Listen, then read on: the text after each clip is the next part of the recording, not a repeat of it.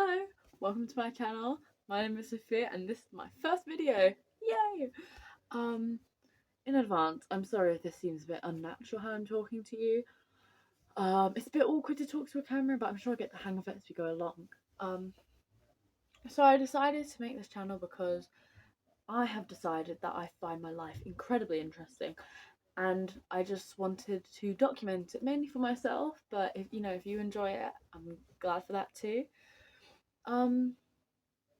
Let's think. Oh right, I'm actually doing this right now instead of revising for a biology exam, which you look at me, you say, Sophia, priorities. Yes. I don't know what those are, babe. Don't worry. Don't stress. It's fine. I revise a lot of the time. I revised. I'm going to revise later. I'm going to revise tomorrow before the exam. It'll all pan out in the end. Don't fret. Don't fear. So, oh, I have an idea. Let me tell you what the camera, are rested on today. So, first, books. The Iliad, Women Who Run with the Wolves, A Short History of Nearly Everything. Then, atop, I actually don't know if that's how you use it, 4 different, I'm pretty sure, musical theatre CDs for my CD player. My mum collects records, and I wanted to do something like similar but not the same because I like the idea of collecting records, but also individuality is very important. So I wanted to do something like a little different for myself. And I already had a CD player, so I thought, why not? So I've begun to collect records. So on this pile, 4 different records. One of them, the Hairspray album songs, and then the rest of them just conglomerations essentially of different musicals. But I love it. Then on top of that, a box of tea, and then on top of that, a Frank Sinatra CD. Actually, 2 Frank Sinatra CDs in the same box, but we move. So that is that. Speaking of the things underneath you, I started reading A Short History of Nearly Everything. It's by Bill Bryson. I actually love how he writes, it's great. I started reading it in year 5, and my teacher stopped me from reading it, and I was really upset because even though in the moment of reading it I didn't immediately understand it, just a few moments later I understood everything he was saying, and even though I didn't understand individual words, it didn't mean I didn't understand it contextually, and she didn't understand that, and so she made me read it to her. And obviously I was struggling with new words, but how else are you supposed to expand your vocabulary? And so she would point to words, what does that mean? What does that mean? And I didn't know the exact answer, but I knew what they meant in context, and so I tried to tell her, and she went, no, Sophia, you can't read this anymore. When you come back tomorrow, I want you to have a different book. So I had to stop reading it, and then the book got lost, and like the tumultuous ways of my house, you never find anything again. That's actually my ways, but let's blame the house. So I've bought a new version from a charity shop. I think it was about £3 at most. I actually bought most of my books from charity shops. I love charity shops. And so I've decided I'm going to start reading it again. Only after I finish the book I'm reading now. I had to stop reading my book. I'm in the middle of The Secret History by Donna Tartt. Oh my gosh, this book has changed my life. It is fantastic. I'm sorry, but the way she writes, it's like it goes through my eyes into my soul and is like building upon it in ways you would never expect. It is magnificent. I've been in a reading slump for 5 years because I've been searching for a book like this. Everywhere I go, I search for a book like this, and I finally found it, and it is life-changing. You don't even understand unless you've read it. It is the most magnificent and marvellous book I've ever read, and I thank her in my soul every day. But unfortunately, I had to stop myself from reading it because I started my exams, and I was so entranced by this book, and because as you read it, not only the way it's written, but the way it makes you look at the different things, it opens your mind. You learn as you read. Every single word that you see, it's a new thing just being put into your head. It's made me look at things in a completely different manner I never expected, and it's helping me look at things the way I've always wanted to. It's helping me inspect and like look in little details and see what's behind, what's being hidden from you. I can't explain it. My words are not sophisticated enough to explain simply how astonishing this book is, so I'm not even going to try. I think perhaps by the end of reading it, or by my end of reading it a second time, I may finally be able to explain it in the way I wish, but I can't right now. Because I'm in the middle of it, because I had to stop reading for my exams. I was so entranced by this book, as I said, that I wasn't revising, and then when I was revising, the whole time, I was pretending to because I was thinking of this book. So I had to stop, and so I pushed it from my mind. I was like, I'll see you later.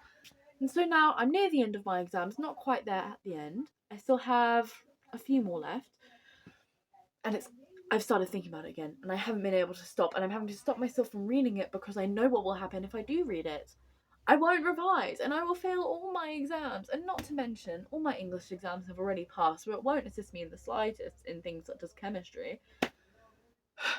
So, it's with deep depression in my soul that I'm stopping myself from reading this. Let me tell you, this summer holidays, my nose will be in those pages. It will look as if I am just, sniffing every single page. It's unbelievable. Rant over. So anyways, after reading The Secret History, I plan to read A Short History of Nearly Everything, but, things get in the way. I might be on my way to Donald Hart's other book because she is fantastic. Again, this woman is like a godsend. Unbelievable. I'm sorry, I'm absolutely obsessed. I'm so excited to read The Goldfinch. I haven't even finished reading The Secret History. If you're watching this and you know any books that are similar to this anyway, please tell me, because it is mind-changing. Oh, speaking of books, okay. I went to a charity shop the other day. I also got this bag from the charity shop because I had things piled up in my arms all the way to my chin, and then they realised they didn't want to be the cause of an accident. So, I went to a charity shop and I bought three CDs and 2 books. So I'll do the books first and then I'll tell you about the CDs. So, the first time I went into the charity shop, there were 3 books. These are all by the Bronte, I think it's, you know what I mean, the Bronte sisters. I'm going to go with Bronte for the pronunciation, but if I'm wrong, please tell me. So, there were 3 books, one by each sister, but unfortunately I didn't buy it at that time because I was in an utter rush. The next day, I went back to buy them, and unfortunately the 3rd book had been taken, which, it's a charity shop. I'm not going to expect things to be held back for me. But it was a little bit disappointing, but I still bought the other ones because I'm obsessed. So, best of all. Oh, also, these were, magnificently cheap. I was so happy because, you know me, I'm obsessed. I'm obsessed with books. You see, this isn't even a third. It isn't even a quarter. I love books. I've decided to make a collection, and I know, you're not going to buy them all at once. You accumulate over time, but also I want to get good books. I remember when I first finally began to read again, I would just buy any book I saw that people said they liked, and then I realised it wasn't my fit, so I was like, hold on, maybe I need to find my type of books. So we got Shirley by Charlotte Bronte, obviously. I haven't heard of these.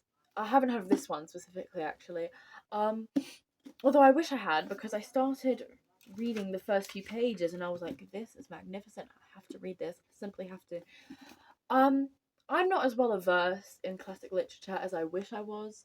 Unfortunately, I have a life that pulls my attention otherwards, when really I just wish I could indulge in what I enjoyed. But I'm sure everyone does. But so I'm really excited to read this as well. Classic literature has been really interesting me for a while, not because I read classics. No, I'm not. I don't think I'm like that. I've begun to realise that a lot of classic literature explores things that I like to explore, which is like human nature, ideas about humanity, all these type of things. I'm obsessed with it, and I really like that. I also like how they wrote. I think the type of writing has changed over time, and I really like how they wrote in these older books. So I started reading the first few pages in the shop. I was like, I have to do it, and so I'm very excited. And then There's also Wuthering Heights by Emily. I haven't read this book yet. However, even without reading it, I have a deep and meaningful past with it, let me tell you. This story has been with me throughout my entire life, so I'm incredibly excited to finally read it, because I already know what happens in it, but I think for the journey with the story to be completed, I need to read it for myself. So I'm really excited for this as well. It's a bit smaller than Shirley, but I don't think length of a story necessarily indicates like enjoyment of the story. So I'm very excited for that as well. Now, for the DVDs. No, not DVDs. For the CDs. There we go. I always mix them up. So, oh, I'm gonna sound like no, it's fine. This is what I enjoy. So while I was in these shops, as I told you already, I'm getting a CD collection again of music I like. I don't want to subconsciously like cater to other people's enjoyments. I just want to get what I enjoy, because at the end of the day, I'm the one who's going to be putting myself through that. So I got 3 different DVDs. One of them, Broadway songs. I'm such a theatre kid. I love musical theatre, and so this is 14 songs, mainly from like more classic musicals, such as Oklahoma, West Side Story, and I Get Your Gun, all that type of things. I love West Side Story. It is marvelous. I love Romeo and Juliet retellings. I think that a lot of the retellings they do it quite well. I love West Side Story a lot because it puts it into context for people that who wouldn't necessarily like read Romeo and Juliet or watch Romeo and Juliet either. So I was quite happy. I was quite happy when I first watched the original West Side Story. Oh my god, speaking of Romeo and Juliet. Oh sorry, gosh. Speaking of Romeo and Juliet, we did that in English class for our exams, and everybody kept talking about the age difference between Romeo and Juliet. But what I noticed is a lot of what Shakespeare writes, people just chalk it up to how the times were. And though I do think a lot of what happened there was because of the times, I think people neglect to see how he also made a lot of comments on how like it was socially at that time, and he was like speaking against a lot of things and saying it wasn't being done correctly, and people just tend to say, oh, that's just how it was in the time.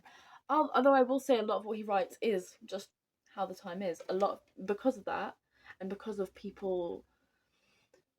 Let me see how I can word this. I've noticed that people tend to be told what to believe about a piece of, say, like classical literature, and when they read it, they then only see it through that lens.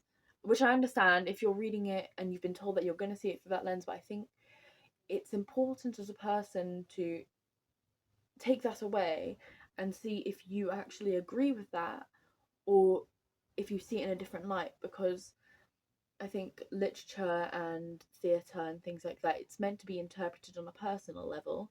And when multiple people believe in that same interpretation, it's wonderful because you're able to talk about it. But I also think having people with different interpretations speaking about that can also make for just as interesting conversation and ideas. And that's how new ideas are brought to light, and that's how you get both of the interpretations melded together to create a deeper understanding. So yes, sorry, rant over. Anyways, I got 1 CD of Broadway musicals.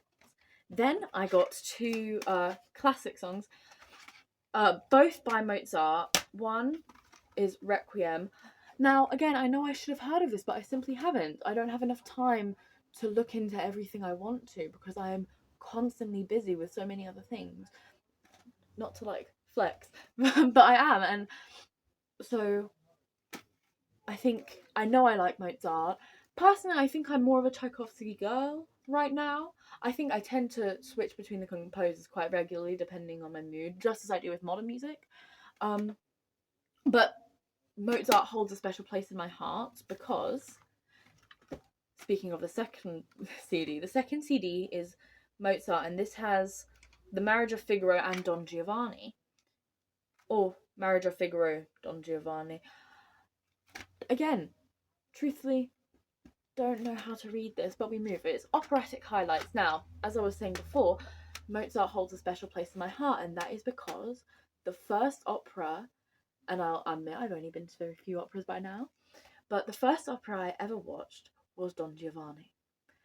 I never thought I'd ever be able to watch an opera. It was a dream of mine, but I never truly expected it to come to fruition. And so when I went to London and watched my first opera, I was enamored, and I have loved Don Giovanni ever since. I think it was a beautiful, beautiful opera, and I think the actors the singers, sorry, did really well.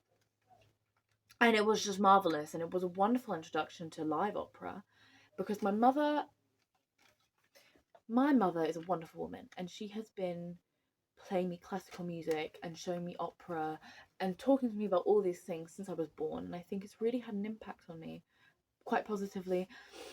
I think if I hadn't had that throughout my life, I would still be searching for it. However, I don't think I'd know what I would be searching for, so I think I'd look in the wrong places. Around 13 years old, as most people do, I went through a time where it was just like, oh no, I'm not like all my family, I'm different. And so I think I did that, but I came back to classical things because I knew it was what I was searching for, whether or not I had wanted to admit it previously. And so I'm quite happy my mum introduced me to it, because I was gone from Don Giovanni. I loved it, but I am in love with opera I was in love with opera from then on. So yes, sorry, rant. I keep going off piece. I apologise. So that is what I bought at the charity shop. So that's quite fun. Let's put that there. Yes, so this is my first video. I'm probably gonna finish him because it's been 17 minutes. So this is my first video. Thank you so much for watching. I think before I go, I'll give you a little camera tour. So that is my little whiteboard. Right now it has on all my exams. I've crossed out a lot of them, not all of the ones I've had because I keep forgetting to. This is my drum set. Really it takes up all the space in my bedroom, so I don't normally take it out. However, I'm in the middle of trying to attempt something here, so it's been out. It's causing me great disruption, but we move. This is the electric guitar. Technically it's my brother's, but he never plays it, and so I borrowed it from him because I'm trying to learn it. Then this is a painting, well, a drawing my friend did. This is a painting. This painting is the light of my life. I love it so much. You know what? We'll give her a moment. It's actually not the entire painting. Some of it's been cut off from the camera, but you'll see it fully another time. Don't fret. And this is my bed, and this is my windowsill. So, sorry. Thank you for watching, and I hope you enjoyed it as much as you could. And hope to see you soon. Mwah, mwah.